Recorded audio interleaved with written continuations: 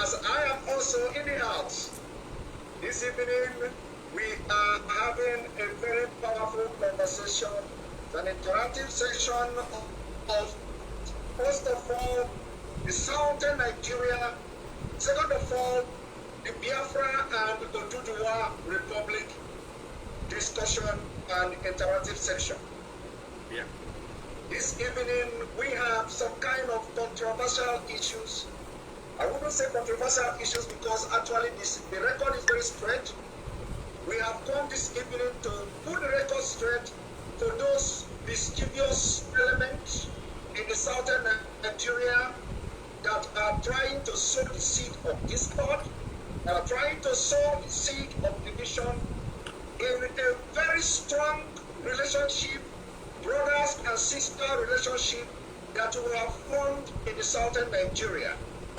After decades of deprivation, Fufuism, after decades of being slaves to the northern oligarchy, after years of being slave to Fulani hegemony, after years of being used by the British-sponsored Fulanis, the generation of Biafra, of which you, Koiki, and citizensAY, and me, Simon Ekpa, are proud to be part of. This new generation has come to make correction and correct the mistake of the past. In doing this, we know we are going to step on toes because when you say the truth, those that the truth will hurt will never be happy with you. No. But irrespective of whose us is God, we are going to continue to say the truth, live by the truth, for the liberation of southern Nigeria that comprises of Biafra and Oduduwa Republic. This evening, we have come to do justice to fake, frivolous and malicious videos that were concocted by some restless element somewhere, who knows, wherever they are, and the video has circulated all over social media. Some of them even have write-up. And we have come to address this fake and distorted history on the video. So today, I welcome all of you, two of you, to this wonderful program as our relationship, as our brotherhood will continue to grow stronger, irrespective of whatever seed the enemies of the southern Nigeria and the enemies of the people have come to sow in our midst. We are going to prove to them again today that it is dead on arrival. Exactly. Definitely. Well, I'm going to allow citizensAY because he's a big brother. Once again, thank you very much, Simon Ekpa. But let's allow citizensAY to go first, and then I will then come into it as well. He has spoken like a true son of Yoruba. The white lion. Listen, I drop my hat to you, a young man, and you're going places and you are setting examples for the rest of Yoruba land. My name is, of course, citizensAY. I'm not your good, but everybody knows me as citizensAY. And look, I wear my hat on my sleeve. You can see what I'm wearing. Oduduwa Nation, Yoruba Nation, I am for everything Yoruba. We are here to claim what is ours back. Our ancestors, centuries before these people were even thinking of stepping anywhere near our soil, were in that soil. And we now are here to reclaim what is ours. Simple. We're not going to entertain any negativity from anybody, any attempt to try and paint us the lie. We are here to dispel truth. Now, there might be some Yoruba people who believe in lies, who are trying to spread the rumor for their pockets. They are forgetting that if they do that, the coming generation will suffer forever. And we are here to stop to that. We are not going to accept anybody coming to distort the facts. The fact of the matter is this: the British came and they used everything they could to keep us under the divided and oppressed and suppressed. These are the facts. And we are tonight we will be establishing the fact that whatever anybody else says, the beneficiary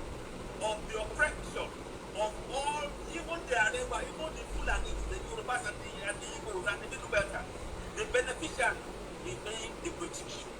This is what we will do. That we will put that case before you tonight. And there's no doubt about it. We are here and we will not tire of this drive. We are going for Yoruba Nation, Yoruba Nation, Biafra Nation, Middle Belt as well. Because we are not going to accept any. This generation is different. This generation, no. We're not accepting this. You ain't had this is just the beginning. We are just warming up. So if you think you're gonna hit us, come. We're coming back 10 times stronger. So I'm gonna stop here for now and let you to carry on. Thank you very much. Thank you. You're welcome. You're over to you. Wow. That was a very brilliant and rightfully put. And I really appreciate what both of you have displayed here.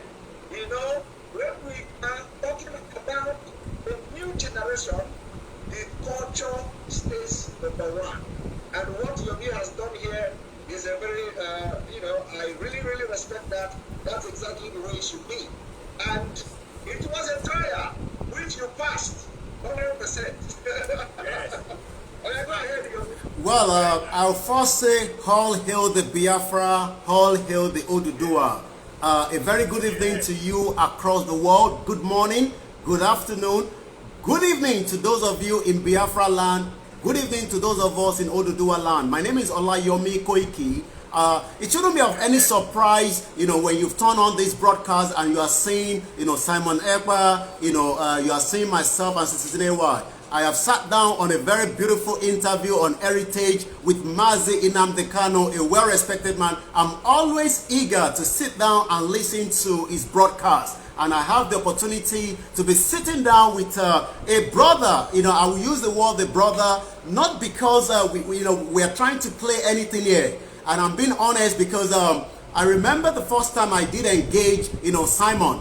And, a lot of people do ask, do you speak to these people at all? I'm sure, those watching us, and I'm also broadcasting right on my own platform, so that they can see that, this generation is not that generation. We understand there are discord. There are so many things that have been, distorted in terms of information. But tonight, we want to rewrite another information that nothing will stop us working together. Nothing will stop us achieving what belongs to us. And I say once again, it is just the beginning. We are going to be seeing more of these. We are not going to be tired. There is no difference in terms of what we are both looking for. We are looking for what belongs to us, and what belongs to us is not too far away from us. But those of you that still have that intention, that mind, that the Yorubas are the problems, the Biafrans are the problem, let's leave those aside. Let's deal with the Fulani terrorists that wants to break up the country.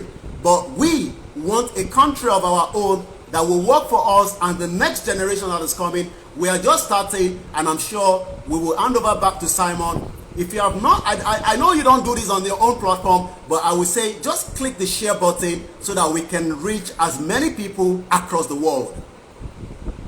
Thank you very much, Yomi. That's a very lovely answer.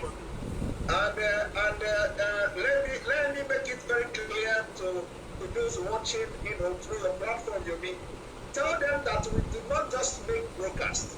We talk almost on daily basis. Oh yes, let me put this on record. I remember when there was this information, in terms of Chief Sunday Adeyemo Igbowo, our own warrior, when the account was about to be locked.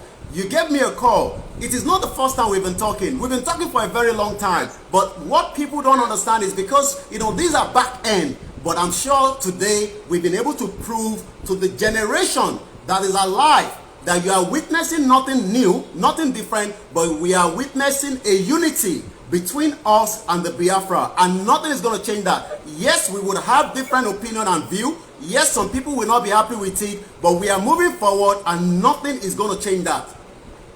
Exactly. Thank you very much. That's the way it is. So for anybody who is doubting the relationship and the closeness and working together, we talk almost on daily basis. It is not just about coming here to have show. Thank you very much, Yomi. Now, I am going to play a video that is spreading now online. A video that was concocted. This video not only was concocted, but when you look at the content of the video, they wrote it, they wrote it, translated it with the Google or some kind of application, and then use some kind of word, a voice translator. And then the voice was reading what was written, and then they made a video to it and showed pictures. So that thing has gone very viral, and a lot of people are sharing it on WhatsApp and other messengers and all that. So there is a need to address it. We don't care about the faceless people who have put the video together, but we are going to put every distorted history in that video to rescue that. Then after that, we may begin to touch other histories that a lot of people may have forgotten or a lot of people may not know. So I am going to play the video. After playing the video, I will pick the point that we are going to address. I am going to present first-hand evidence countering the content of that video and make analysis, and I will discuss about it. One moment. Yeah.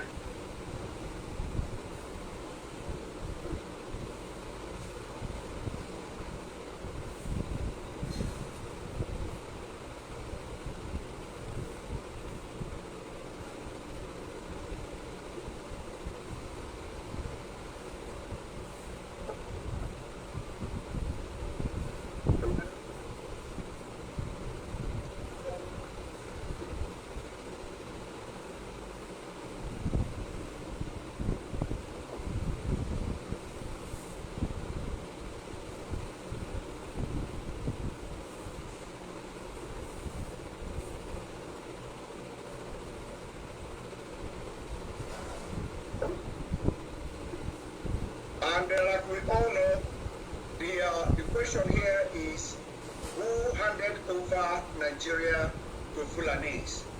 So before, as we are waiting for the video to come up, there is something that we probably agree. We have come to agree, including the people that concocted this video. They agree that Fulani, Nigeria is in the hand of Fulani. That's it. Exactly. Yes, they are not disputing that. Exactly. Exactly. Nigeria is in the hand of Fulani. Now, the question is, even the question of who handed it over to Fulani is not even relevant. But we are going to also prove them that they are being used by the same Fulani indirectly, of which they also agreed that Nigeria is in their hand. So anybody that is buying the idea or buying this seed of discord that somebody handed over Nigeria to Fulani, so for that reason, let us not allow them, or let us not allow anybody from the lineage of that person to tell us how we should stop the Fulani from controlling Nigeria, or how we should save Nigeria from the hands of Fulani. Now, it is about how are we going to be alive and live and develop on our own pace and in our own way. Now, let us go there. The video is here. I'm going to play the video. This is the lines that were cooked from the back door somewhere, I don't know, but it's going to be on the screen in a minute's time. And let me just tell you people that at this point we have 4,000 viewers on Facebook. We have 700, almost 800 on YouTube. We have 69 on Twitter. We have about 3,800 on Enter Biafra, and the number is increasing. And this is just about 20 minutes to the program. So let us now bring the video.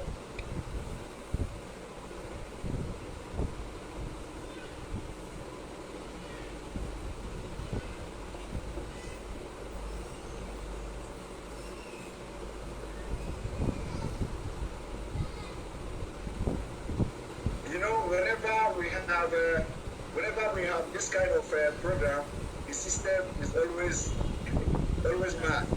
So the number of people, coming. Here we go. I think the video is now on the screen, so we are going to play it, I want you all to listen attentively to the video and then also read as they are translating it. Who handed over Nigeria to the Fulani?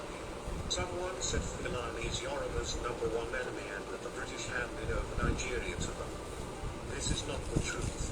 Now, these people on this video, they said, somebody said that British handed Nigeria over to Fulani, and that Fulani is Yoruba's #1 enemy. And then they concluded that this is not the truth. Now, what we are going to do this evening is to prove whoever that is behind or sponsoring this kind of video that first of all, British did hand over Nigeria to Fulani.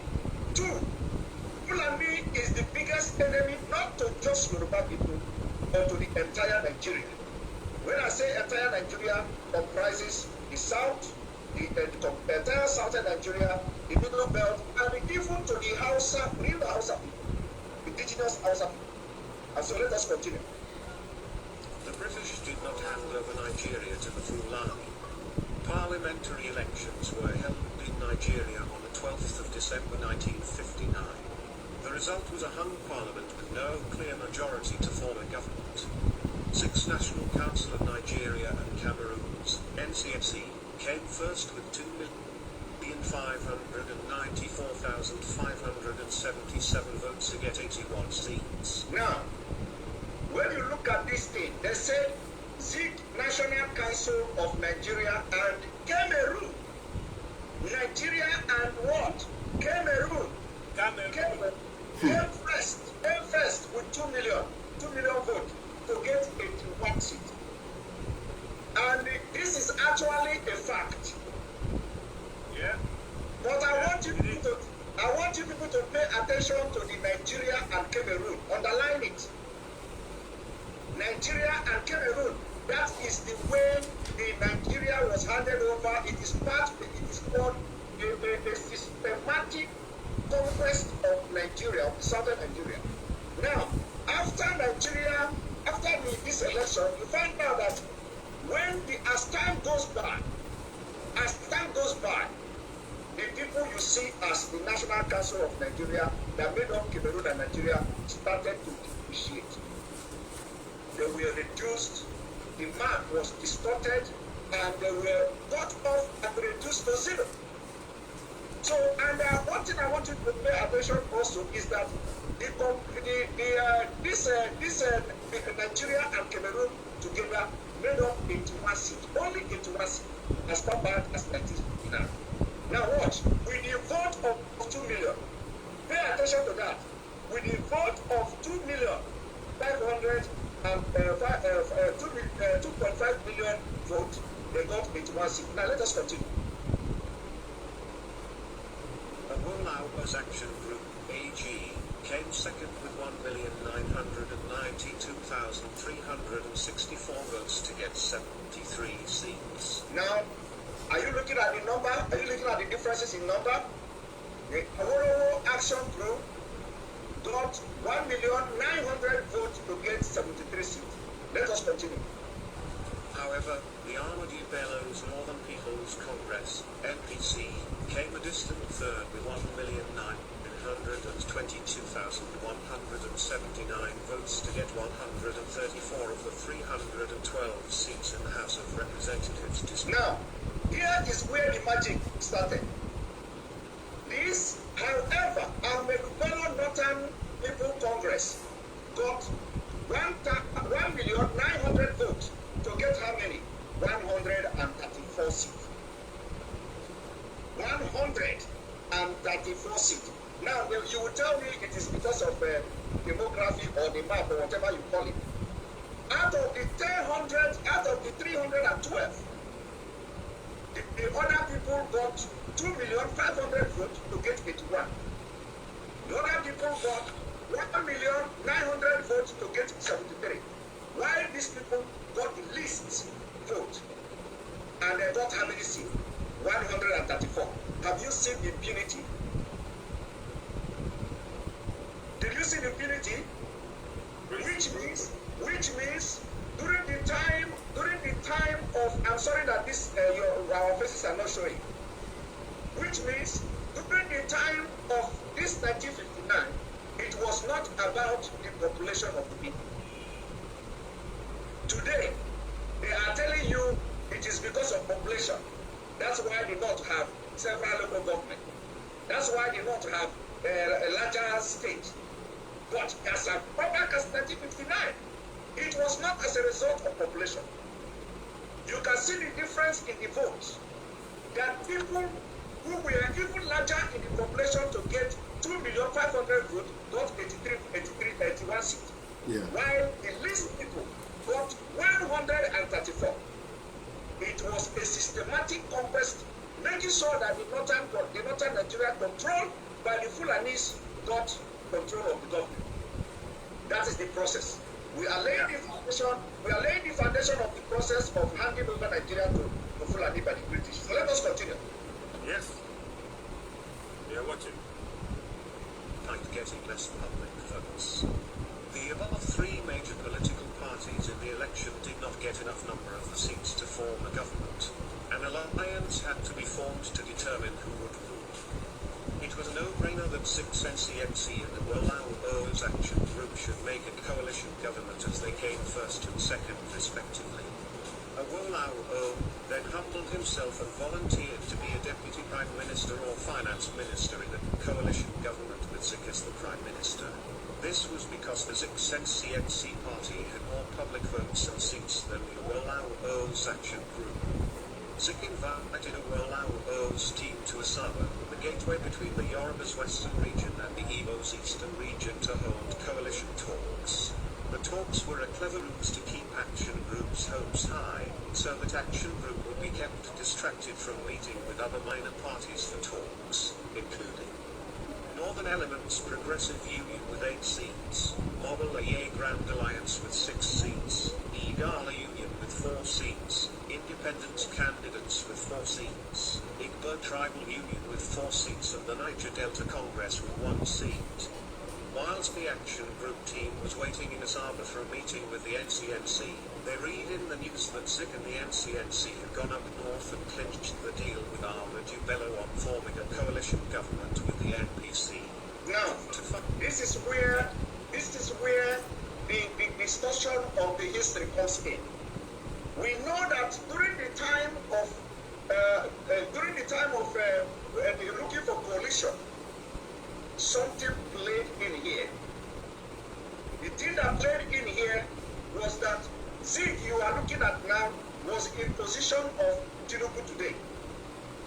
Let us use Tinubu as illustration.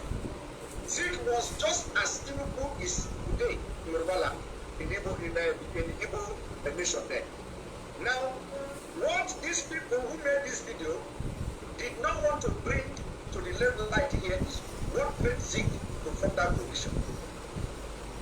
We did not. Because the question is, were there actually coalition? The answer is yes. What made Zik to form this coalition is something I am going to explain in the next video.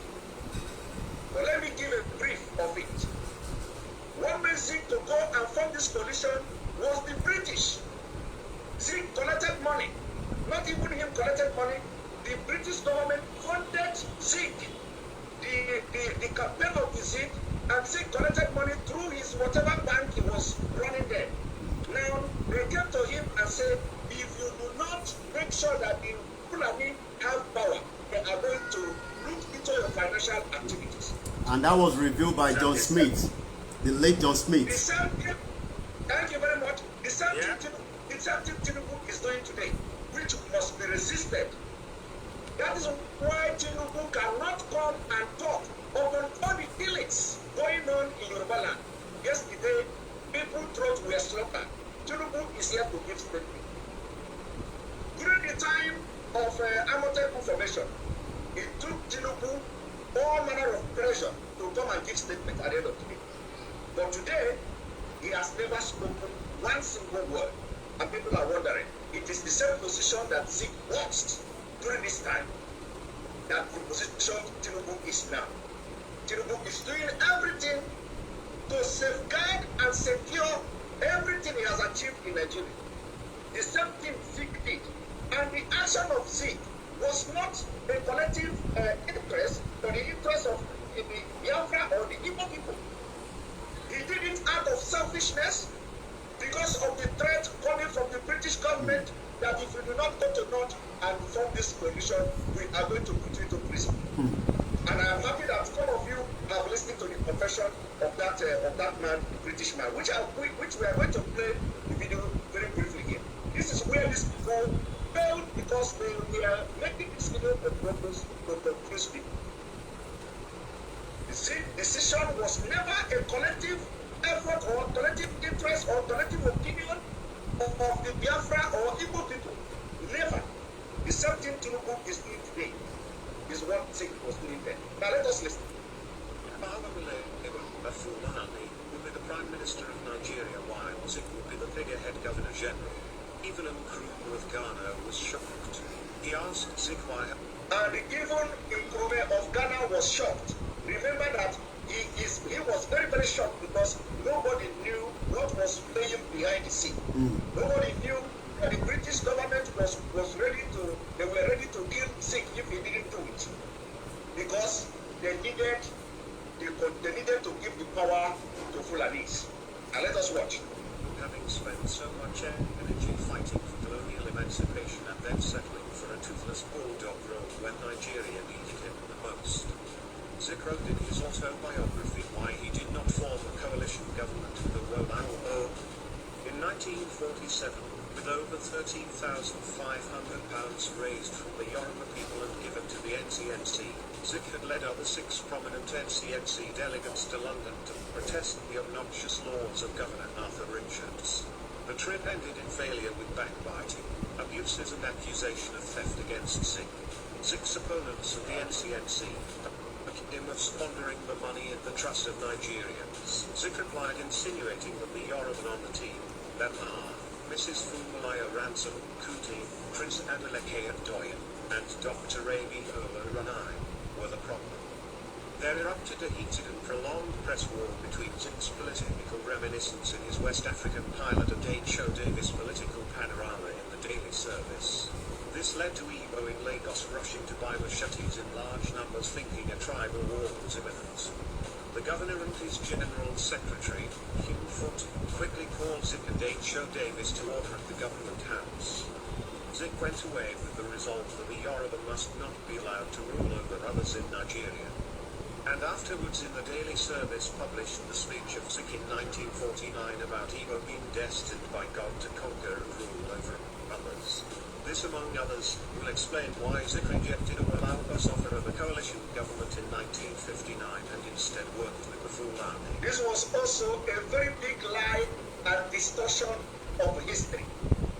Zik did not form the coalition because Igbo wanted to dominate Nigeria.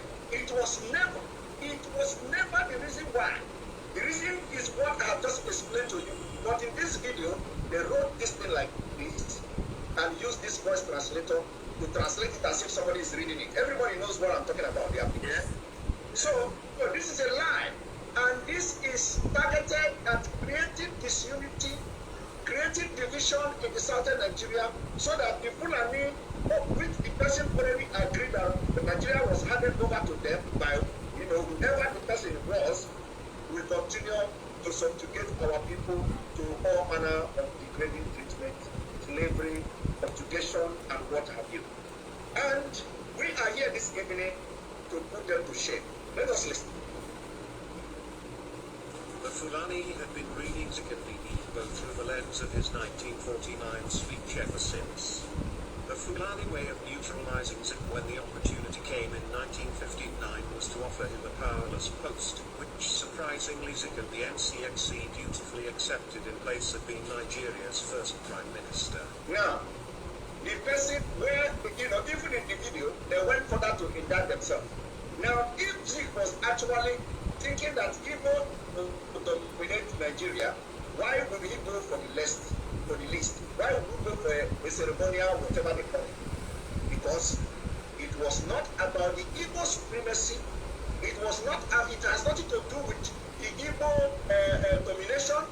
It was about safeguarding his own personal interest and the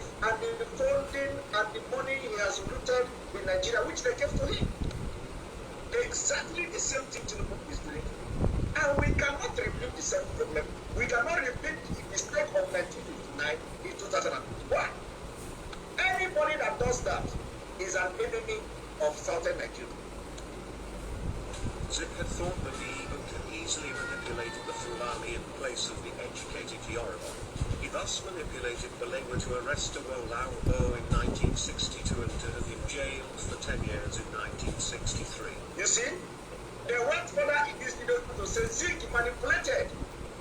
Where did they get the fact that Zik manipulated the whole Tabawa Balewa or whatever they call it to arrest Awolowo? This is pure wickedness coming from pit of hell. And people are circulating it. It is who we address this thing this evening. Yeah. Zik also manipulated Balewa to remove from the western region the Edo, Arobao, Idsagiri and western Niger that account for 70% of the oil wealth in Nigeria and created for the Midwest region. Zik's hatred for the Yoruba gave the Fulani the impetus to rule over others in Nigeria. He hated the Yoruba. People as I hate Zik. Well, everybody know that Zik did not hate Yoruba. Zik actually won election in Yoruba land. The evil coup plotters tried to undo Zik's mistake in 1966, and unfortunately, they killed other ethnic group leaders and left theirs, which resulted in the Civil War. Britain did not really hand over Nigeria to the Fulani. Nigeria was given over to the Fulani by the Igbo. Did you hear that? This video said that British did not hand over Nigeria to Fulani, that Nigeria were handed over to Fulani by the Igbo. However, to hold on to power in Nigeria, the Fulani enlisted the backing of the self-serving career politicians in England. Not many Igbo, especially the young ones, know this narrative. I don't think the Yoruba, even their elders, remember this. Now they are telling you that not even many people know this, and then not even the elder in Yoruba land remember this. Of course, they want to, make this thing sink into people that are gullible, that don't know what happened in those days. And this evening, we have come to remind them exactly what happened with fact and figures. Has the leopard changed its spots? No. The Igbo people have always voted for the Fulani since 1959 and continue to do so. Thanks for listening. Now, Yomi. Yes. And Siwa. Yes. Before we go further in address, I believe a lot of you have, some of you have made point at some point. Before we go further, I want to, play a video. Before we start discussion, let me play 2 videos. It's going to be very short. I will play the confession of I don't know the name anyway, confession of the man about John how Smith. he was compelled. Aaron Smith.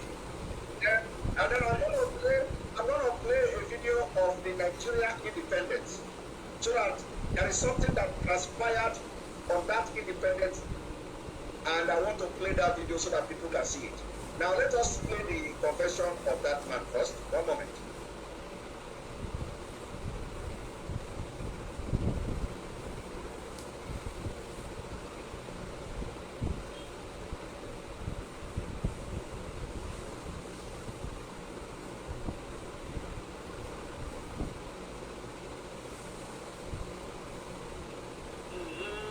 Sorry. We are going to start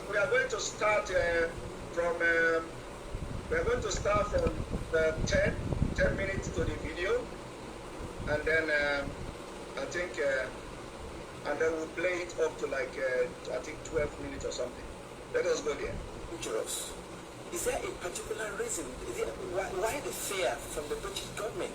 Is it that they don't want to release or relinquish Nigeria? They still want to control Nigeria? They knew that the North would do as they said after independence. If it had any problem, the North would just, because it was their habit, they liked the British, whereas the nationalists were an unknown factor. Actually, when they took the flag down and hoisted the Nigerian flag, not one of the major nationalist politicians was there. So I want to draw your attention to what he said. He said that the British knew that the North will listen and respect them. Like they will do whatever they say. Their counter. That's number one point. Remember that the man talking here saying. Yeah. It was directly, it was part of the whole game. Now let us listen. They weren't even on the platform. This was incredible. These were the people who had sought independence. The people in the north didn't want independence. They didn't want the British to leave. So this was a farce. And for most Europeans who were very close and watching this, we were disgusted. We thought this really had been manipulated, this election. It was unworthy. It was unworthy of the British people, this. This was no honest, straightforward thing that you would expect Britain, the mother of parliaments, to do. This was cheap and low and criminal. And I opposed it. And I opposed it then, and I've opposed it ever since. And I'm telling you the truth. And I was warned, if I told you this state secret, my life could be forfeit. Earlier on, you said the British government wanted the North in alliance with either of the southern region, either with the Yorubas or with the Igbos. But without which they cannot do it this way. rule the country. The problem was that Awolowo was a highly principled man. Okay. Who didn't talk to Awolowo about squalid deals and fixing things. Awolowo was not that kind of person. If you read his books, this man was a world statesman. And his young lieutenant, the chief in Aharo, was brilliant. Absolutely brilliant. However, they did do a deal with Sikh, Dr. Azikiwe, Okay. from the east. Dr. Azikiwe, there was this big problem in Nigeria. It's the same problem in America and in Britain. How do you get funds to fight elections? The candidates in Nigeria had no money, but they did have marketing boards, which are a kind of semi-nationalized industry. And they borrowed money from the marketing boards. But there was a suspicion that Dr. Azikiwe, who had formed his own bank, the African Continental Bank, was actually bankrupt. But he was borrowing very large sums of money from the marketing boards and not necessarily repaying the loans. And we knew this. We had a great secret service. All the politicians' phones were tapped. All the politicians' mail was opened.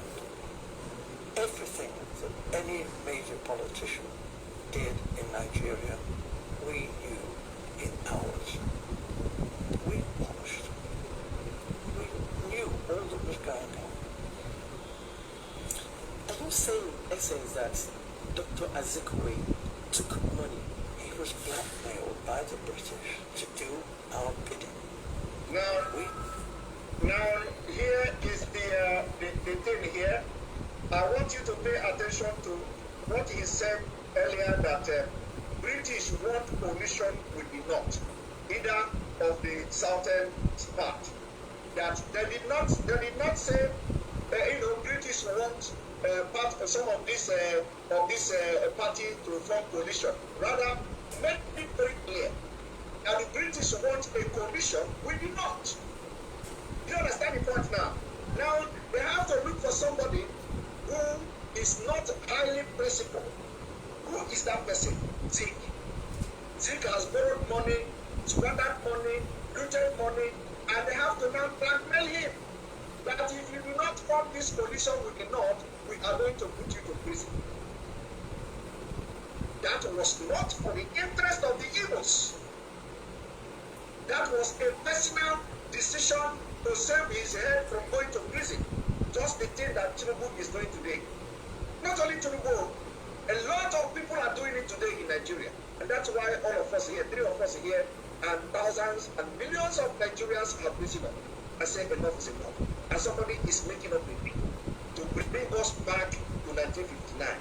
So that the 1959 Zeke will live in me. So that I will now say, because I'm not a politician, let me go and join the politics in Nigeria and borrow money and squander money, and then I will serve the Africa and allow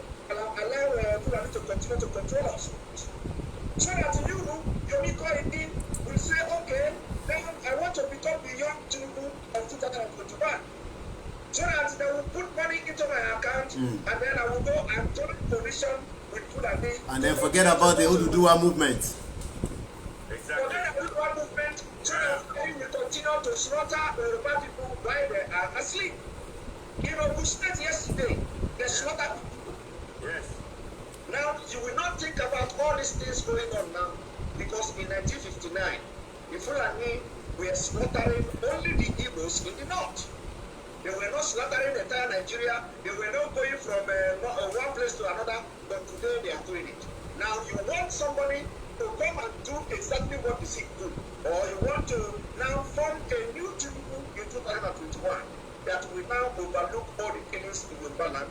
He never give all people past people statement to either condemn or support the killers. That is what the people want to do. And we, the people of this new generation, will say they are dead on arrival. Now let us listen just very few minutes and we continue. Yeah.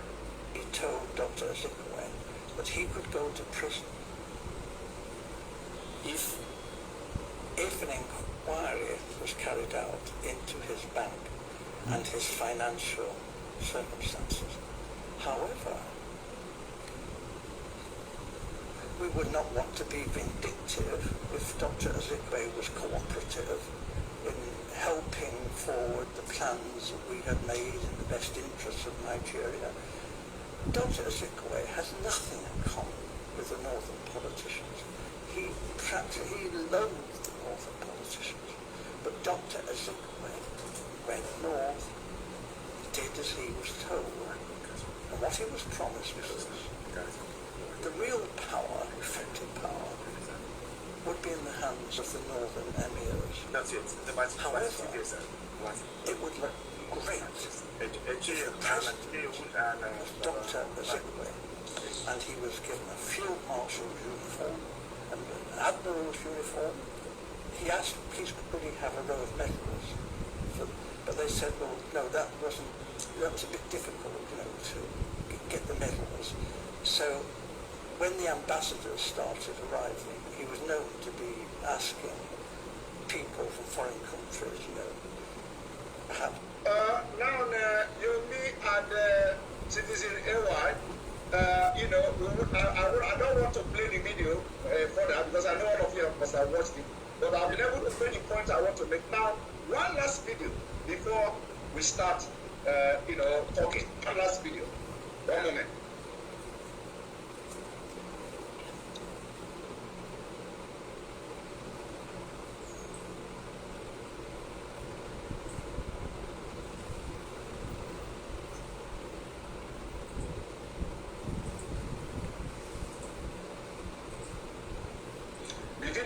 About to watch now is the video of Nigeria independence, what transpired that day, and I will draw your attention to what I want you to see on that video. Let's go there. Yeah.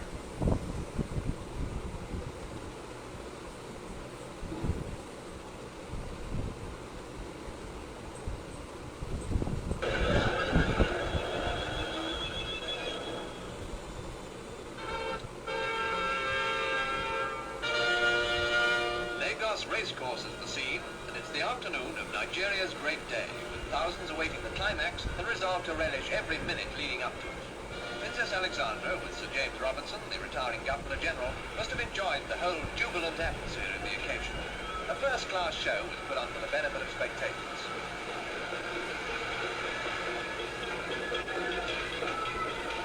Entertainers fairly let themselves go, tumbling head over heels with delight. Celebrating, however, as we all know, can be a bit exhausting. The princess was received with yells from the kids. Her friendly charm had quickly made her very popular. It was as the representative of Her Majesty the Queen that Princess Alexandra of Kent returned in the evening. She was about to hand over Nigeria's constitution. And presently, quoting the Queen's own words, she was to wish Nigeria a great and noble future. This was the moment for which the country's leaders, in partnership with British authority, had patiently worked. The Nigerians themselves emphasized that all has been done in friendship, and that friendship will continue. Meanwhile, top-ranking Nigerians, wearing their finest robes, watched in dignified silence as the climax of Independence Day was reached. In handing over the documents to the Federal Prime Minister, Alhaji Sir Abubakar Tafawa Balewa, Her Royal Highness... Here is where the problem of Nigeria started. For those who don't understand the symbolic meaning of this.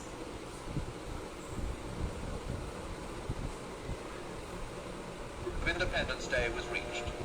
In handing over the documents to the Federal Prime Minister, Alhaji Sir Abubakar Tafawa Balewa, in handing over the document of Nigeria to Sir Abubakar Tafawa Balewa, in handing over the document of Nigeria to Abubakar Tafawa Balewa, in line, in conformity with 134 seats with 1,900,000 votes, in conformity with threatening Zikiwe to go to prison if he did not join them and carry Igbos who were blind and gullible and didn't know what was going on. In conformity with the confession of this man you just watched, they handed over the document of Nigeria to one man. On Independence Day, now remember, we have three major figures in Nigeria. We have Awolowo, we have Zik, and we have Tafawa Balewa. What stopped them, apart from the constitutional crisis during the Constitutional Conference of 1958, what stopped the British government from handing over the document of Nigeria to the three major nations? The representative of three major nations. That did not happen. And this is where Nigeria was handed over from the mechanism they already put in place, building up onto the Independence Day. I want you to take up on that. All right, now we start. Okay. You want to go forward? Oh yes, very good evening once again. I think a lot of people I've been reading some of the comments coming behind, but let us remember that what we are treating now is for the benefit of us moving forward. Because that video that you've just played, the beginning of the video, not the second and the third one, indicate that they've already seen that a lot of us, the Oduduwa and the Biafra, are tired of Nigeria. So now they have to bring back some kind of, distorted information. And those information will now sink into some of the the Oduduwa and some of the the Biafra, the Igbo, if you want to put it that way, that still believe that we will be able to move this country forward. What we must understand is the purpose of this sit-up this evening is to say that it does not make any difference what has happened in the past. Yes, we understand there are some issues between us, but in moving forward to actualize a Oduduwa nation, Tinubu will never come out to defend the Yoruba people as against the atrocity that is being committed by the Fulani terrorists on the Yoruba people. Let's give an example. If he's a true leader, we've seen all the atrocity happening across the Yoruba land. 4 northern governors flew in from the north to represent their people in Ibadan, to indicate to their people that we are totally behind you. And we saw what played out in Shasha when they visited both the Bale and the Seriki that is in Ibadan. So a lot of us must understand that when video like this comes out, when article of the same that came out yesterday telling the Yoruba people that we are husband and wife together, I don't understand what kind of husband and wife where there is nepotism in the system. Let's go back to when I wanted to get into the secondary school. You must have a certain cutoff mark as the Southerners before you can be allowed to get into a particular school. But those in the north will be allowed to get to Unilag with less than 0%, but a Lagosian will not be allowed to go into University of Lagos even with a very good cutoff mark. Let's take you back to 1953 when we were just talking about this independence. As at 1953, we only have one person that has kind of gone into university from the northern side, where we have about 1,000 Yoruba people that have already graduated. And now the question we should be saying to ourselves this evening is, do we want to be part of this contraction based on this video that has been used, circulated among different WhatsApp groups? Yes, we are not disputing, and I'll say it again on this platform. I've said it so many times on my platform. When we have a Yoruba nation, just the same way I have lived in Europe for over 20 years, I have respected the law and the constitution of UK. And that means that if we have a Yoruba nation, the Biafra will respect our constitution based on what we have written down, not based on this fraudulent constitution that does not guarantee the lives of my people across the Yoruba land. I'm going to pause there for now. Well said. Thank you very much. Well That said. was brilliant. All right, citizensAY. Yes. Now, there's a couple of things I want to say. Please, every Yoruba man, every Igbo man, hear me well. Please, lend me your ears. Lend me your ears. Now, I'm going to say it very slowly. Tinubu is the Zik of our time. Did you hear me? Tinubu is the Zik of our time. For his own personal gain, he's prepared to sell the whole Yoruba people. Are you hearing me? If you watch the video that Simon just showed us now, Zik sold his people for his own personal gain. That's point number one. I don't say this out for hatred. These are the facts. Exactly. We don't want 2023 election without changing the constitution, without having a referendum. But here we have people who are behind propagating that 2023 election, despite the fact that the constitution is a flaw. That is why it is similar. Are you all listening? It is very, very important. Yorubas and Igbos and Middle Belters, the generation of today, we are not playing that game anymore. We are not playing that game anymore. We can develop in our own land and we can demonstrate. We are doing well all over the world. Igbos, Yorubas, Middle Belters, all over the world, we overachieve. And you are telling me we can't achieve in our land? The only reason why we can't achieve is because the Fulanis in the symbolic handing over. You see, symbol is everything. Symbol is everything. You see, the minute that when the Queen, whatever, Princess Victoria went to whatever her name was, Alexandra, when she handed over the reins of power to the power Balewa first, that was the sign. That's the symbol. You see, symbol is so powerful. You won't even know it's happening. You would think, oh, it's nothing. But it's a symbol. Because it's a reference point. It is a reference point that those who benefit from that symbol will go to time and time and time again. What are the Fulanis doing? You know what? We were the ones who were given the first thing. So we must be in more control. Automatically they have this idea of born to rule mentality. Born of the fact that they were the ones handed that range of power in the symbol. It should have been handed out to three of the people there, Yorubas, Igbos, and Hausas at the same time. They should have put their hands on that thing at that time. But because that did not happen, this is why we now have what you call the born to rule mentality. Exactly. Are you following me? Those of you watching, are you following? Listen well. Listen well. Symbol is everything. I'm going to just bring that symbol forward to what happened with Seyi Makinde. Now, with Seyi Makinde, there is a picture which I have. I hope I can show you. There is a picture. You see, when Britain, when they took control of Eko, I don't like calling it Lagos because I call it Eko. I'm a Yoruba man. I'm going to call it the name my ancestors. Their word is called it. They call it Eko. When they took Eko over, the first destroyed king, Osoko,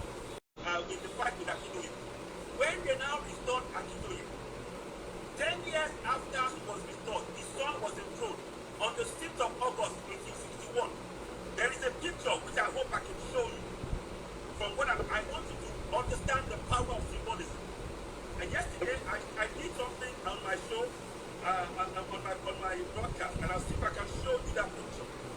Now, if you look at that picture, let me see if I can find it for you.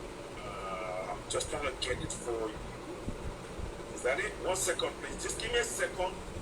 Now, it is very important to understand that symbol. I'm going to show you something. I don't know if you can see it. I don't know. You can send it, let me put it on the screen. You can send yes. WhatsApp. I'll send it to you, Sani. I'll send it to you, Sani, right now. See if I can find your number. I'm on the other phone, so it might not. Okay. All right, no problem. So let me try this one first. Simon Ekpa. Oh, okay, it's the other one I want. It's this one. Okay, next. So you will see it come up. If you see it, post it. Now, I want to, again, I'm going back on the power of symbolism. Very important. Now, Simon, have you got it?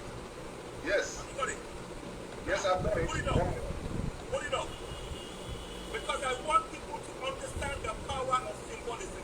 If you don't understand the power of symbolism, they will take your land from you and you don't even know how they did it. But here right now, you will understand. Remember, I told you about the symbolism of handing over to Tafawa Balewa first among the three. That means that you've given them the right of born to rule mentality right there. And they were not going to let go of it because they will always go back to the point where you watch the video, the British gave it to us. So you have no leg to stand on in that discussion. And that's what they will hold on. And let's not forget also that the concept, the censor was a fraud, as explained by Harold Smith in another part of the discussion. And also, they were counting cows, they were counting in the 59 census. All of this is all stuff weighted unfavorably against Yorubas and Igbo.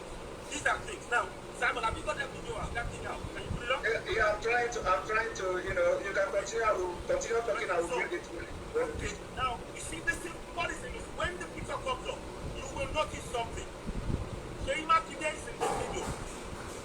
He's in the middle of the Fulanese, and even the ballet, they made sure the ballet was sitting with his slippers on. These are all symbols. You won't know. You will think, oh, they're just sitting down. It's symbol.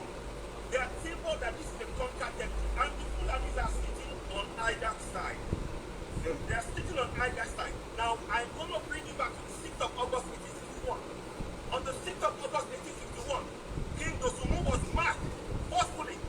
He was marked by the British, I can't remember his name, one of the officials, to go on to HMS Prometheus, to see Lagos, to become a colony of Britain.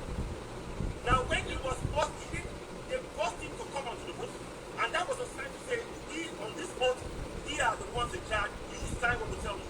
Now, when they went back to the sea, onto land, you will notice when you look at the picture, the people that were sitting closest to the king, were the British official.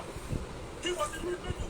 The people around him, all these people, and they sat down, one of them was crossing his leg, and they were given the air of superiority.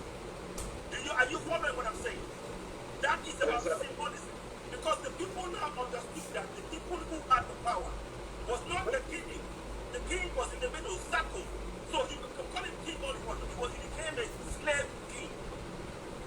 On the 6th of August 1861, King Dosumu he became a slave king, even though he didn't want to do it. Now, when you symbolism, the connection, look at what happened with Sheima Kide. Sheima Kide was in the middle. He was in the middle of this with the ballet. And the way he sat down, those guys sat down, they were wearing their full agbada and everything else. They are guests in Yoruba land. And they were made to be like kings of Yoruba land. They conquerors. That is the symbolism I'm talking about. But people do not read that. And that's why, Simon, if you do get that picture, I will show it again. I want people to understand the power of symbolism. And if you look at other pictures, you have been thankful for showing the pictures I saw on your broadcast yesterday. The picture where Sheima Kide was standing with the northern governors. He was in the back. These are symbols. They are subliminal messages telling you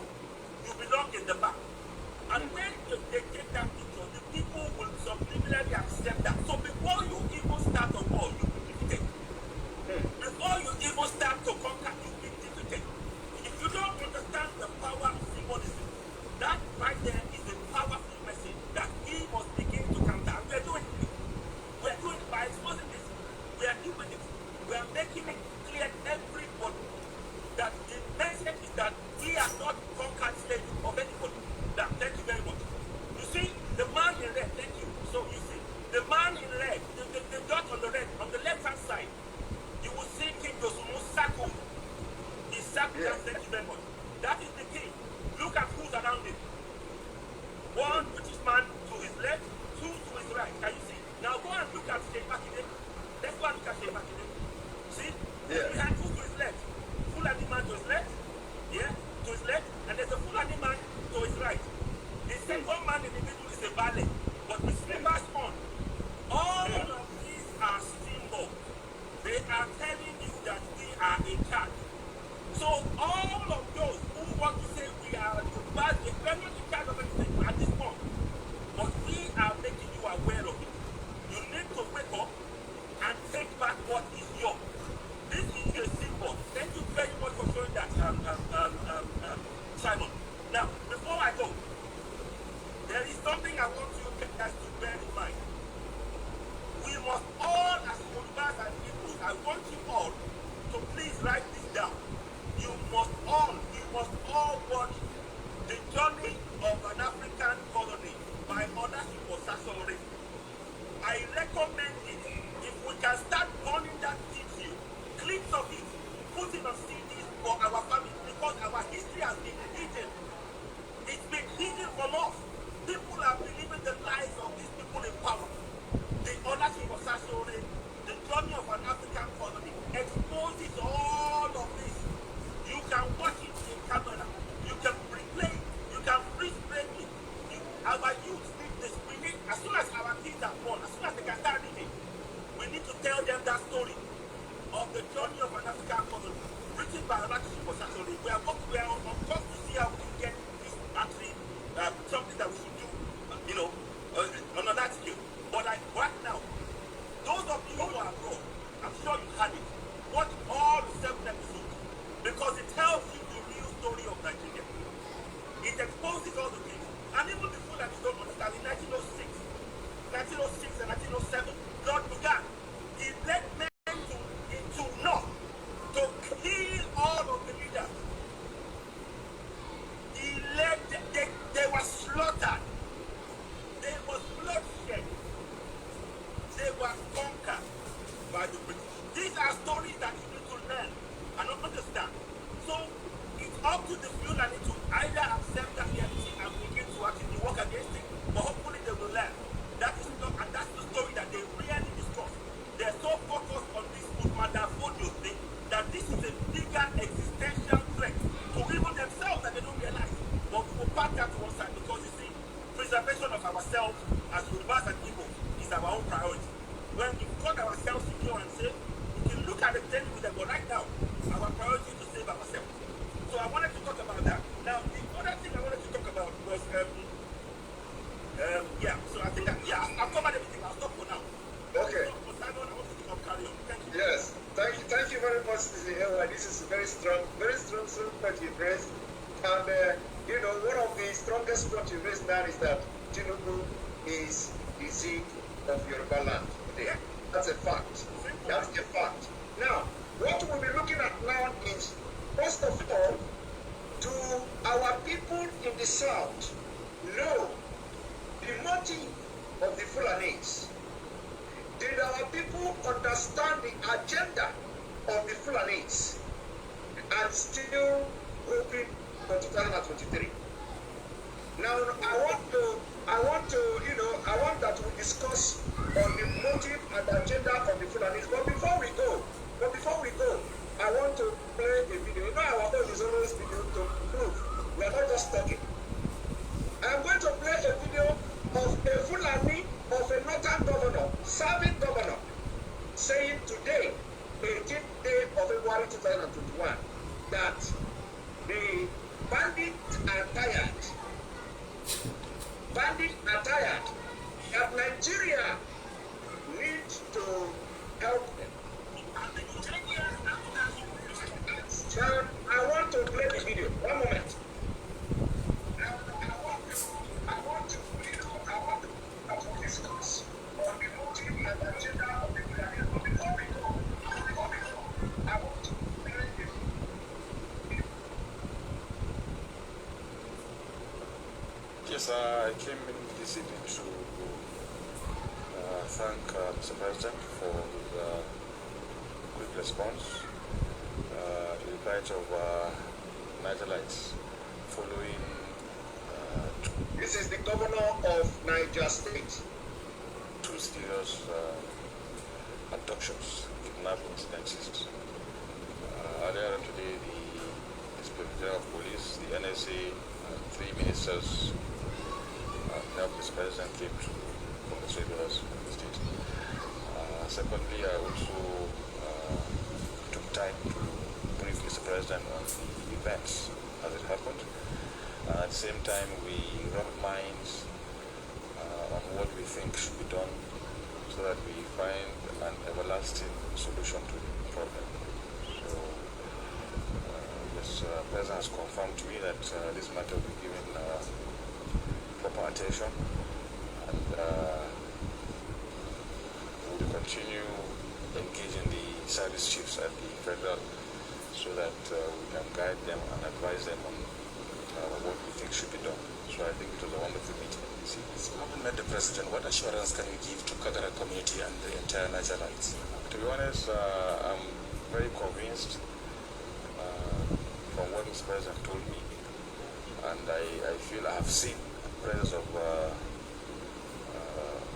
military in Kagara. I was there earlier on today, and I also requested for some additional personnel and equipment, which I believe would be granted any moment from now. So with the recent happening, what will you say, what can you suggest as the best way forward towards finding lasting solutions to this problem? Right now, immediate priority is to get the kidnapped victims released. After that, I think we must have a long-lasting solution to the farmers' herdsmen conflict. Then I also understand some of these bandits are tired. They need to be looked after. They need to be we need to train them, to engage them. Did you hear that? The bandits, citizensAY, we are hearing your background. That the bandits are tired. We need to, I don't know whether that they need help. The bandits need help. So this is what is coming from the governor of Niger State. Let us play it again so I will know the exact word again because comment.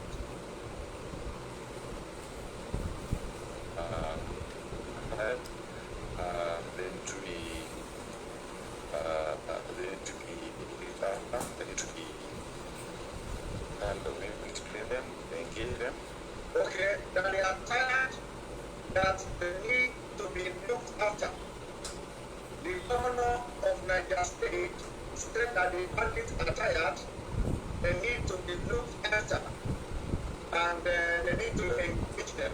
So this means that the governor is actually in contact with the bandits to know how they are faring and how fit they are, and they have informed him that they are tired.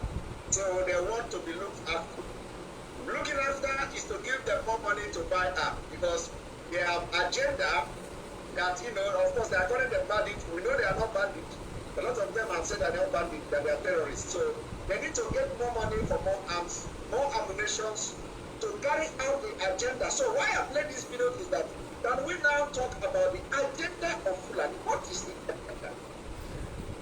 I think a lot of our people still don't understand that according to information, 1,000 years from today, and I've said this so many times on my show, and I'll repeat it here, 1,000 years from today, we cannot change the mindset of Fulanis. So let us first put that on the side. So that means if I am the 5th generation, that means, God spare our life, long life, and by the time I'm 100 and 100 plus, I would definitely have to go back to the Creator. And that means the next generation after me will have to run another 500 years. And even after that, we cannot change the mindset. But what is it that we are not changing? What is actually the reason behind, these atrocity? Is it just, people looking for the land? Are they having a different agenda? If we play back to history, we can see that the world Yorubas or the Oduduwa might become something that we might not be able to see again in the next 1,000 years. So that means I might become, when I say I, my generation might become where we are no longer we will go into what they call extinction. And if those that understand big English and can break it down will know that by the time we go into extinction, we will not have anything to have us to say that my generation have been here before. Now the question is, does the pepper seller in Shasha understand this game? Now they probably wake up one morning, the tomato that was being sold in the market that is not up to standard eventually led to so many atrocity. But what they do not understand is these people are literally moving us away, and that means people like us that have lived outside the country 40-30 years, people cannot come back home. And if you can't come back home, that means you are going into extinction. That means the generation that you are giving birth to in UK, in America, in Canada will eventually not even remember what we call home. Now let's talk about those at home. What would eventually happen to them? They would have to now adapt into a different system.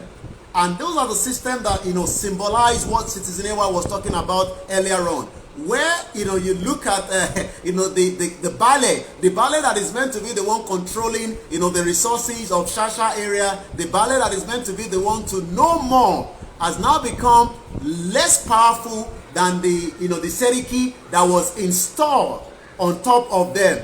The question now is, can we change these? Can we work with these? These are part of why we are sitting here this evening, not because we are looking into what has happened in the past, but to say to those that are still having the mindset that you can have a round table discussion with the Fulanis. You just played the Niger State governor, where those that were kidnapped, even a goat was kidnapped along the line as well. And these bandits, I don't call them bandits, they're terrorists, and the world knows that, because according to the Global Terrorism Index, we are number 3 when it comes to the terrorists around the world. And if people don't understand what that means Nigeria of today is number 3 across the whole globe. We are not competing, we are not providing anything that will be more beneficial to those at home, but we are already competing not just on the capital level of the world, we are already also part of the system that says that we are number 3 in terms of Global Terrorism Index. And who are those behind these? These are people that are trying to chase us away, whether you like it or not. People might say it's not going to happen. History has indicated that. Whether those that believe that they want to convert us to Islam is the issue, but we are talking about our ancestral land that is about to be taken away from us. And if care is not taken, we must understand this kind of discussion must come on the table. The unity between us is not because when we have our Oduduwa nation, we would have to obey a constitution that will be written on the behalf of the Biafra for the Oduduwa people. No, but the one that we are running on now is not helping us, is not going to help us, and we must move forward out of this contraction. I was listening to Mazin Amdekano, I think about 3 days, not the one you had with him, when he says that we are not even competing with anybody around the world. We are not competing with Ghana, we are not competing with Cotonou, we are not competing with Kenya, with Benin Republic. The question that we should be asking is, we are still talking about those that wrote an article yesterday on Sahara Reporter that I read out, that says that we are husband and wife, and then giving us insult that our Yoruba women are collecting credit on behalf of what they are selling. The question is, a Yoruba land have everything, not to even give credit to the Yoruba people, but to give credit to those outside. It has been done during the regional government, but when you look at the system we are dealing with now, we are dealing with a system that we must be united to fight it to the end and make life meaningful for our people. And before I come back, and wrap it over, to you, we must also understand that the power that we have now is what we are using now. and those power is already being felt. You see that the government understand, the energy between us, and there's nothing they can do on that. That energy will eventually lead to the breakup of this country. Whether it is peaceful, whether we go through the war, it does not make any difference. What we must understand is we will not sit down with this generation at 42 years old and still thinking that a Fulani man that is a terrorist that is about to wipe my generation will change their mindset against us. They are not tired. The governor is just going to ask for more funding for them, because remember, they did ask for 500 million naira, and I'm sure that will be coming out from that governor sent to them. Thank you very much, Yomi. Citizen AY, let us hear. What do you think is the agenda of Fulanis? Can we discuss The agenda of the Fulani, I've said it. People might have forgotten. Maybe you should put that up to Monday. There's something called the Abuja Declaration 1989. Yes. That is their agenda. And I kid you not, I will read a line from that agenda. Let me Go ahead. and get it on. Go ahead. It basically says that, look, nobody, there's all the posts you go to Muslims. Non-Muslims should not be given any post. And ultimately, they are going for an Islamic sultanate. That is what it says in the Abuja Declaration, the alternate declaration. Any man in the exact post, I'm paraphrasing, but Simon, you know exactly what I'm going through. Exactly. Has been their agenda. There has been no difference between the Woodman portfolio thinking and Nabaa Badeba and his boss, Abadu Bello. There's no difference in that agenda and what is on ground now. Yes. And it is time that we in the South, the Middle Belt, the Igbos, the Yorubas, and everybody in between, it is time we understand that that is the one agenda that they are only interested in. They will not rest until they touch the city in Lagos, becoming all Fulani from top to bottom with us as slaves. We need to be very clear about that. So if you are talking about one Nigeria and you're a Southerner, be very clear that that one Nigeria requires you to submit yourself as a slave, like Sheyi Makinde is doing, like Dapo Abiodun is doing, like Akeredolu is doing, like Asomolu is doing, like Tinubu is doing. It requires you to submit your people as slaves to now serve the purposes and the will of people who are less than 10 million of the entire population of continental Nigeria. Can you see that this does not make any sense? And we cannot continue to impoverish, allow our people to be impoverished in our own land. It is one thing if you go into a foreign land and you are being mistreated. I can get that. The worst you can do, you will leave. Where do our people go if we do not stand together? Igbo, Yoruba, Middle Belt. If we don't stand together and confront this, we are about to be conquered. And one more thing I want to add on top of that is our new thought this. When it talks about system policy, this is the master of this agreement. And then these people discourse. And of course, the Fulanis are asking for it that here, in everything that the Fulanis do, they promise you everything. That is why Tinubu, regretfully, my elder brother will say, he's gullible. They will promise him everything. Whatever you want, whatever money, just give us, just get the people to submit to us. Get them to agree to one Nigeria. Get them to submit to one. Get everything. They will give you, as soon as they get that thing, he's the first casualty. He will be the first casualty. It's what happened to Abiola. It's what happened to Awolowo. It is what is about to happen to Tinubu. But we're not even interested in that. One more thing I want to add to this. Bala Mohammed, the governor of Bauchi State, he says that the Fulanis are allowed to carry AK-47 because of cattle rustlers. Excuse me. So who are rustling the cattle? So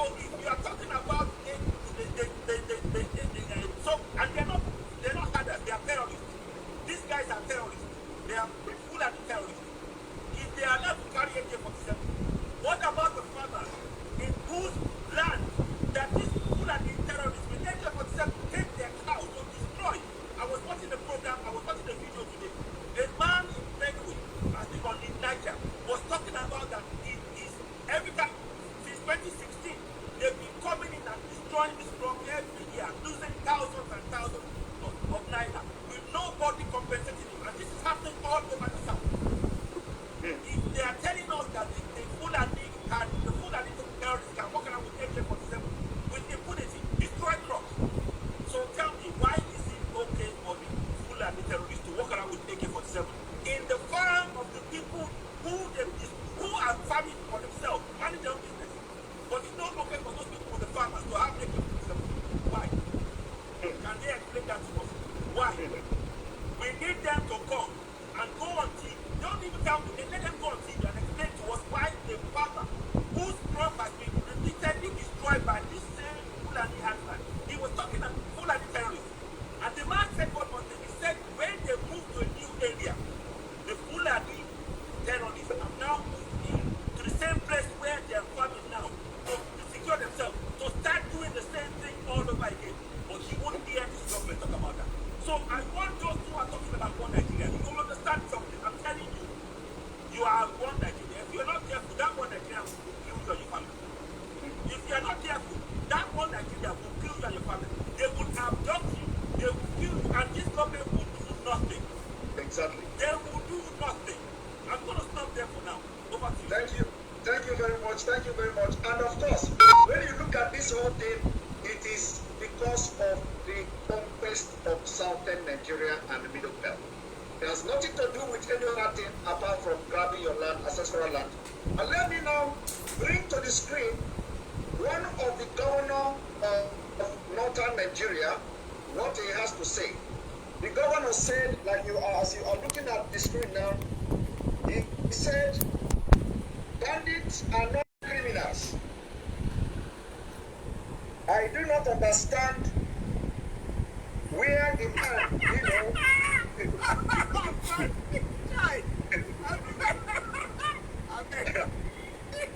I am still waiting to see the thing on the screen. The man said, It's coming now. It's here. It's here. Okay, the man said, not all bandits are criminals. That is a governor. That is the governor of. Where is the governor of Zamfara State? Not all bandits are criminals. I want people to see it. Not all bandits are criminals. According to the governor Bello Matawale of Zamfara State, not all bandits are criminal. Some are victims of circumstances. Some of the bandits are not criminals. They are victims of circumstances. You see, and this is just to show you how far they can go to protect their mercenaries, to protect the people that are fighting for them, to protect the people that they are using to conquer the rest of Nigeria. And then when they come out, they will be shouting, don't worry, my Nigeria is going to be good. We have to look at the security. We have to do this for the security. We have to do that for the security. And they will continue to deceive the politicians who only are interested in the money they get in the politics. While the people of the North are not interested in the money. They are giving the money, they are grabbing your land.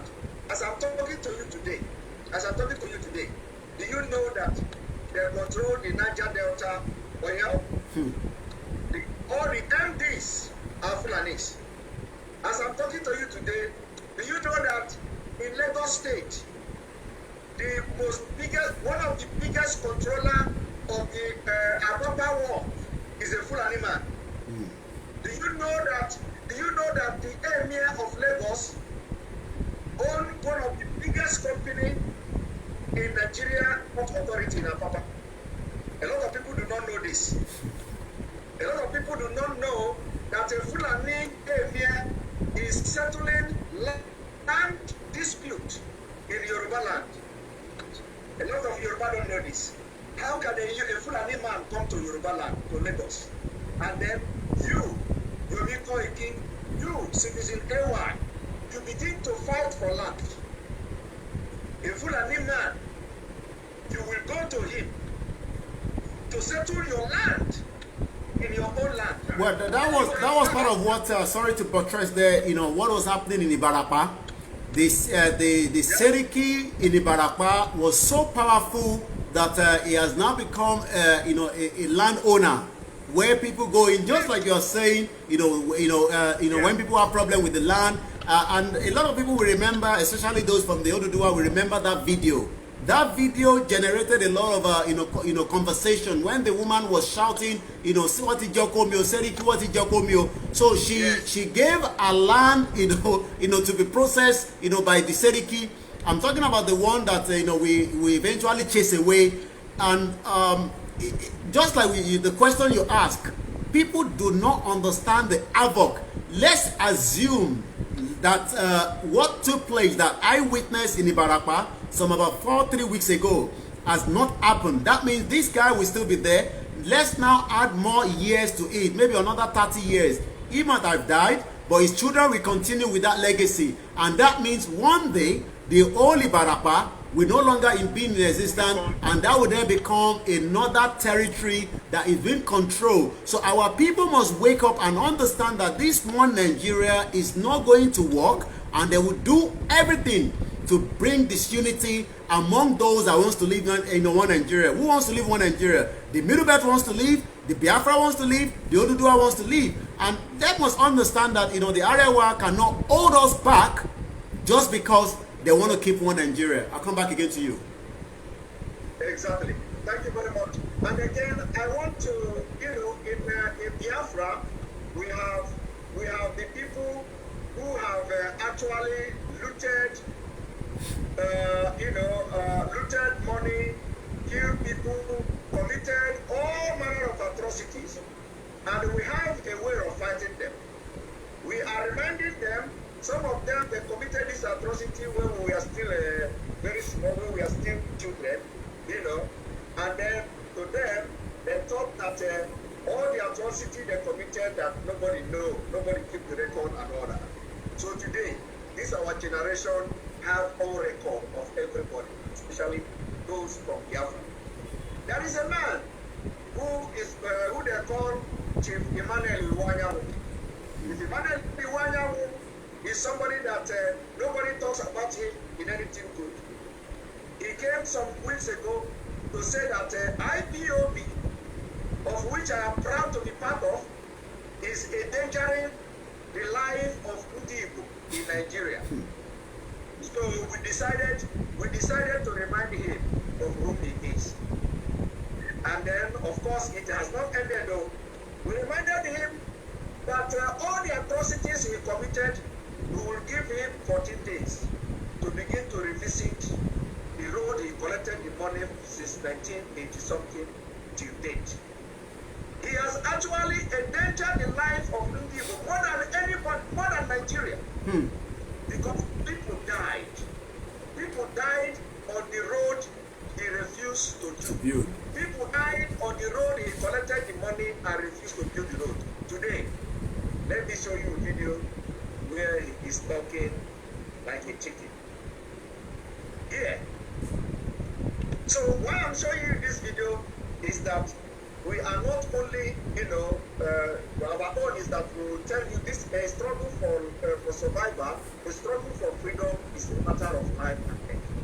You have to put everything you have. Now, he has come today to begin to speak in a different language. We have not even done anything to him. That is, I want you to know exactly how it is done. Now, I want you to listen to him today. The greatest danger to the unity of this country, to the breakdown of this country, is not Igbos. It's not IPOC. It's not Biafra. It's not even Yorubas. It's not the Jos. It's not Arewa. It is the hustler.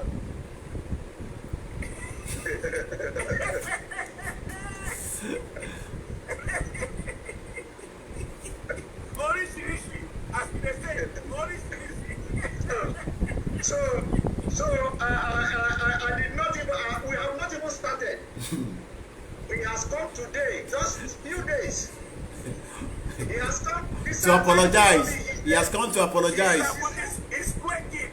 He said, the same IPOB, he said they were endangering the life of the Igbos are not the problem anymore. Biafra is not the problem anymore. No. Yoruba is not the problem anymore. The problem now has become the herdsmen. So, of course, we don't mind. We don't mind if they can, eat their own shit. If they can eat their own shit and begin to do the right thing. Yeah. Yes. Begin to speak. Yes. Look at what we have demonstrated here. We have demonstrated from one governor to another, from another governor to another, from another governor to another, from the north. Yes. Defending terrorists. Defending terrorists. Because they have agenda. The agenda is that these terrorists are the ones they are using to run over. Yes. Yes. That's the agenda. Now, everybody in the South, all freedom agitation must be ready not to respect no man. That is not for the freedom of your people. I say, you see, our own is that if you do not want your people to live, you are going to be disrespected. Not only that, the time we come, we will put our hand in your mouth. Yeah. The time we come, we are going to put our hand in your eyes. Yes. If you say the people will not live out of your greed, Yeah.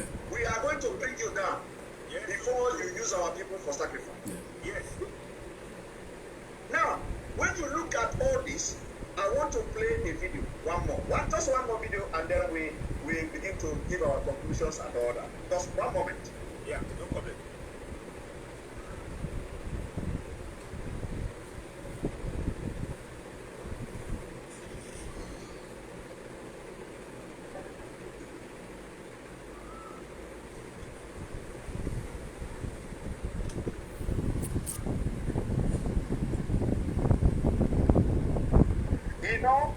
I told you people one time ago that when some of the leaders like the Obas in Yoruba land, when they will go to the Aso Rock, that they are the people you are going to deal with. Honestly, you have to. You are going to face them. To be able to be successful, you are going to face them. And I am showing you a video of one of them. Now, watch. Oh, goodness. Well, I'm not surprised.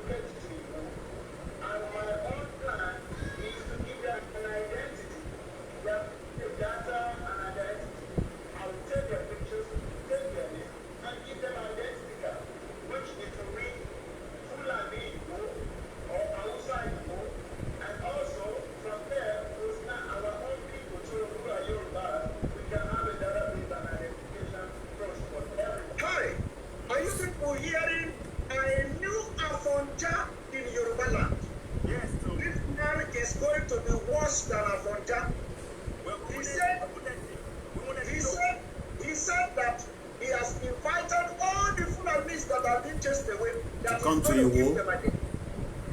That he is going to give them identity. Do you know that giving them identity means that somebody from Chad, Fulani from Niger, Fulani from Central African Republic, all of them will come to get identity in Igbo, in Yoruba land. And he didn't end there. He said he is going to have Fulani Igbo. Are you not there? They said the grave. Yeah. They are going to have Fulani outside Igbo. So that we are having Fulani outside Fulani. This man now is championing Yoruba Fulani grace. What he want to do now is that in the whole land, you are are going to have Yoruba Fulani. No way. No way. So this, let us even listen to him. We are not accepting that.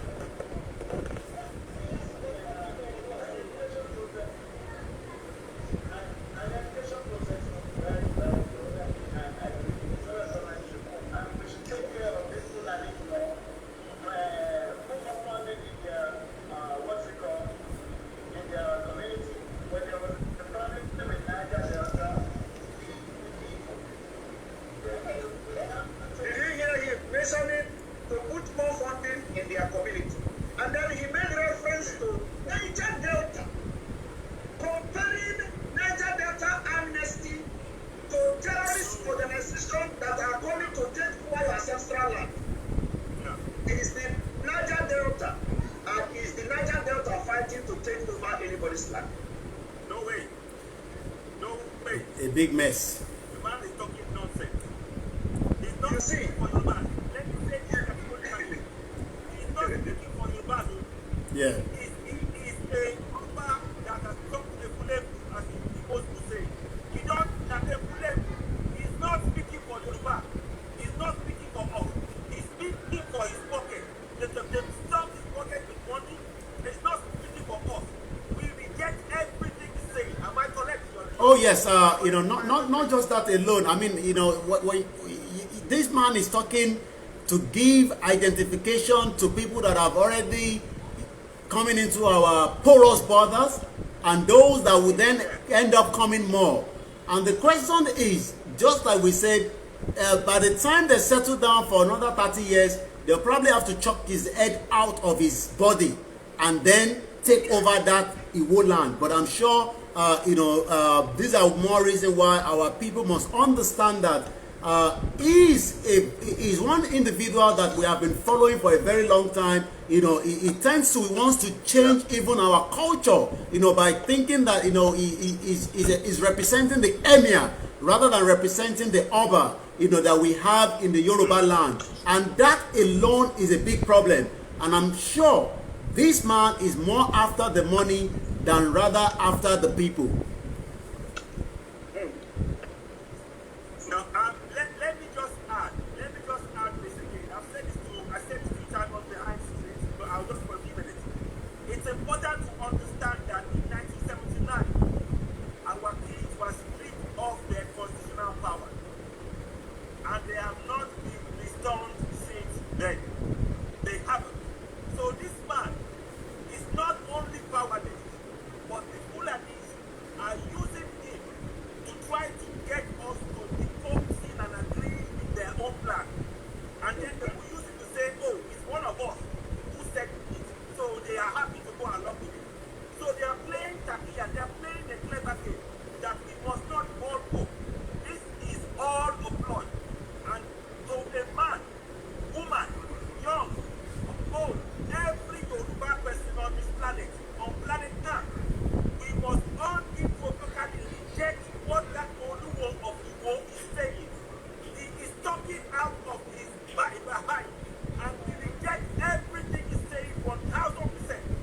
And we, as long as there's blood in our body, me, Koikimedia, and others, we will resist this. Definitely. Fulani can go and relocate and have their land in the north.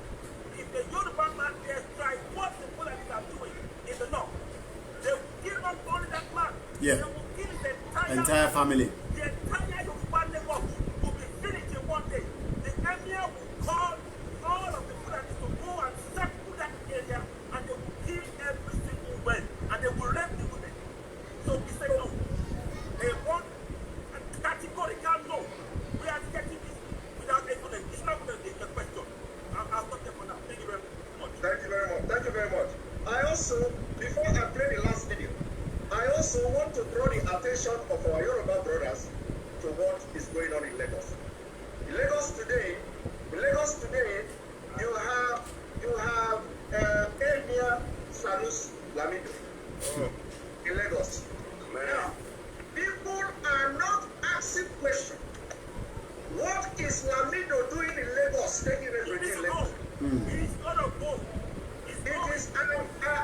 using this opportunity now to call the attention of all Yoruba warriors to what is going on in Lagos. Yes. Lamido is in Lagos, taking refuge. Is it that there is no other state in the north where you can feel comfortable? Let me just tell you people one story. What is going on in Lagos now is that Emir Sanusi is gathering momentum of the Fulani Emirates and the Emirates and the Caliphate. Gathering the Republic, any prominent person visiting Lagos will go and pay homage to Emir Sanusi.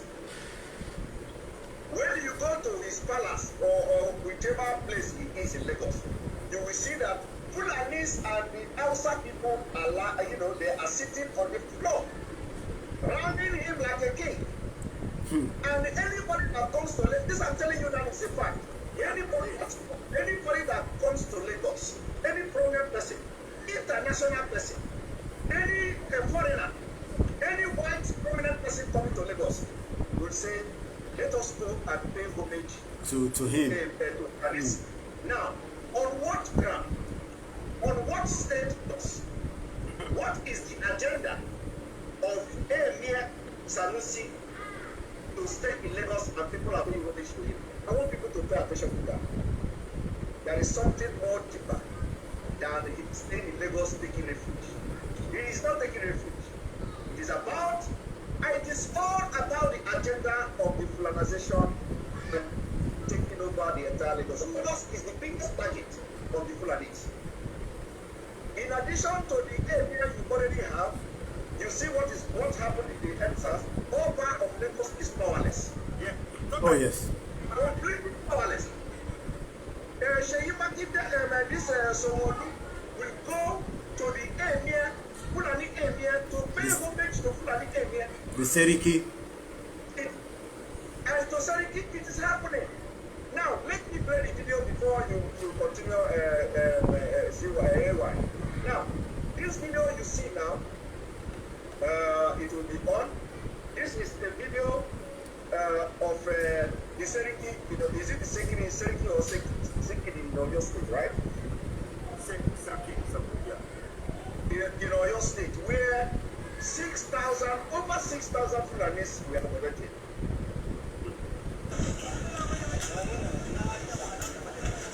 Wow. Abubuwan da ke faruwa kofar gidan malam na sasa kenan da ke faruwa a Ibadan. The thing I want you to pay attention on this video is the vicinity, the palace, the way they have, considered the area. You will know the large plot of land or hectares of land the Fulani king is living in Oyo State. Yeah. That can accommodate 6,000 Fulanis in the palace. Now I want you to look. It is even bigger than mosque. It is bigger than the Oba of Yoruba's palace.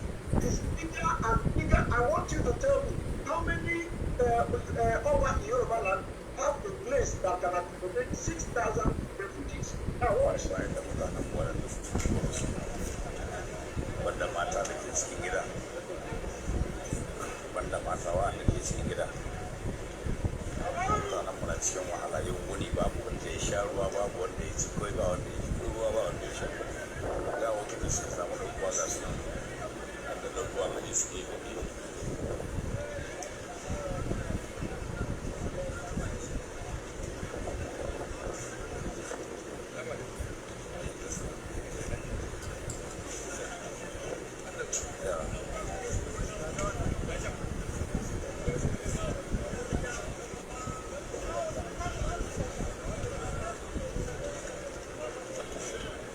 Soja babu dan sanda. When you look at the area, you find out that the entire area has been Fulanized. Ɗaya daga cikin gari banda waɗanda ba ɗauko a cikin daji ba sa ɗauko.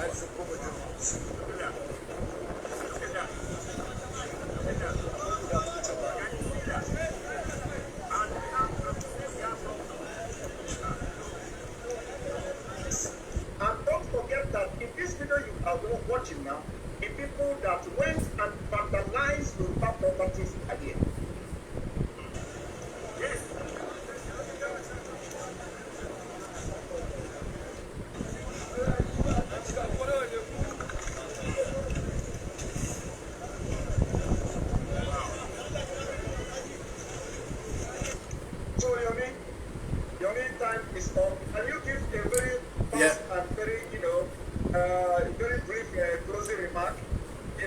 Yes. I know your time is already up. Yes, first and foremost, let us appreciate ourselves.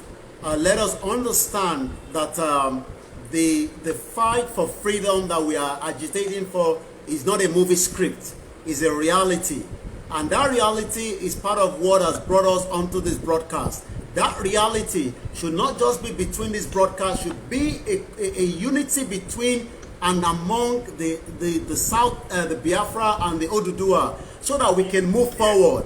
Our fight is not against each other. Our fight is against the Fulani terrorists that wants to hold us onto a one Nigeria that has become, a bad image for us and the generation to come. Let us make sure that we are taking this message of today and the future one, that we are not going to allow any video, any pictures of information that will kind of bring disunity.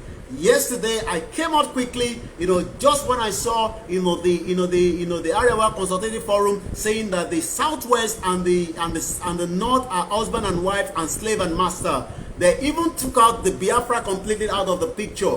But we must tell them that we will not, and we will continue to work together for the unity of our own self-independent out of this contraction called Nigeria. Nigeria is never going to work. It's not going to work. Let us work together. Do your own little bit. Don't leave it alone to Simon. Don't leave it alone to other media. Every one of us must take the message to every part of the world, and let us tell them that enough is enough of this union that has never worked and is never going to work.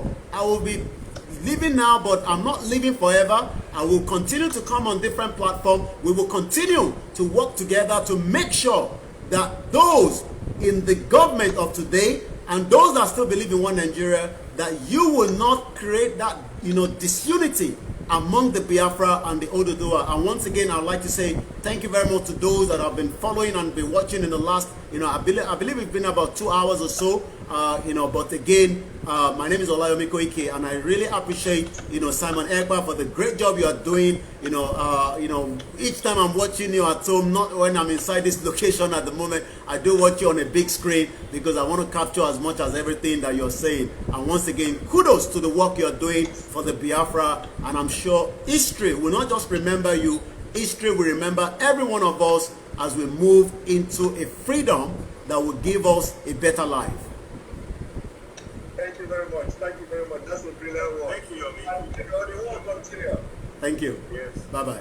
Yomi, we'll stop right now. Yeah. Carry on. Bye-bye. That's our white lion right there. Bye now. Carry. I shall.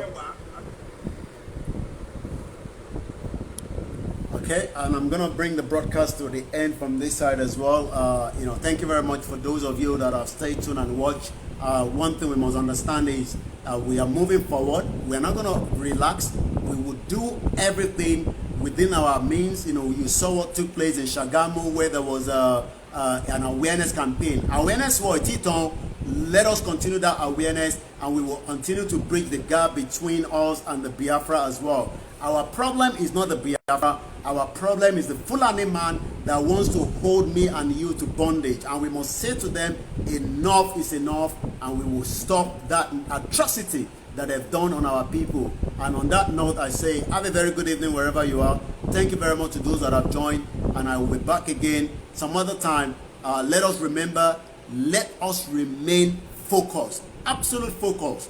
We will take the message to every part of the Yoruba land. We will take the message around the world.